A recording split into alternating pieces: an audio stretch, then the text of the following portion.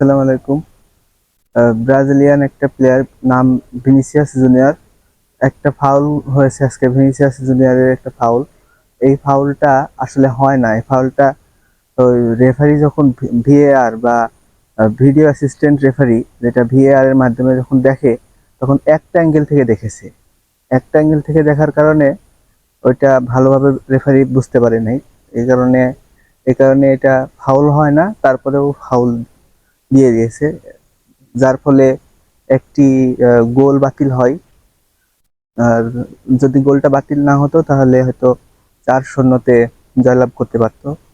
তো ভিএআর আরো যদি ভালোভাবে সুন্দরভাবে অন্য অন্য ম্যাচগুলোতে যদি এই ভুলগুলো না হয়, তাহলে আমার কাছে মনে হয় যে এই ভুলগুলো রেফারি যদি সুন্দরভাবে আহ, দেখতে পারে আরো অ্যাঙ্গেল থেকে, তাহলে এই ম্যাচে এই ম্যাচের মতো যে ভুল হয়েছে এই ভুলটা সংশোধিত হয়ে যাবে। আর ওইটা ফাউল হয় না, কারণ পিছনে একটা প্লেয়ার ট্যাগেল দিতে গেছে।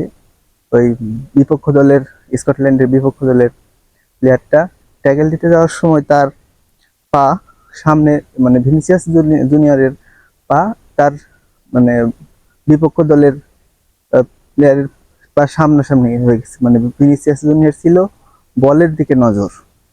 এটা ফাউল ধরা হয়েছে।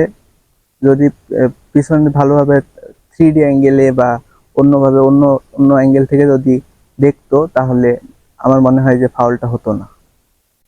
আপনারা কি মনে করেন সঠিক ডিসিশনটা দিতে পারলে, আরো উন্নত মানের প্রযুক্তি আছে, প্রযুক্তির সাহায্য সহযোগিতা নিলে হয়তো এই ভুলগুলো রেফারি শুধরাতে পারবে পরবর্তী ম্যাচগুলোতে?